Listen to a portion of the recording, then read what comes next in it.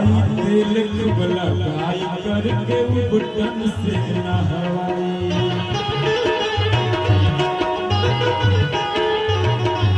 सबके नजर से बचाइया मच्छरा में लुकवाई।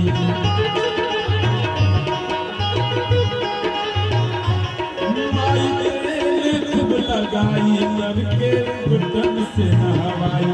सबके नजर से बचाइया मच्छरा में लुकवाई। माई के अक्षरा ले खपवनो,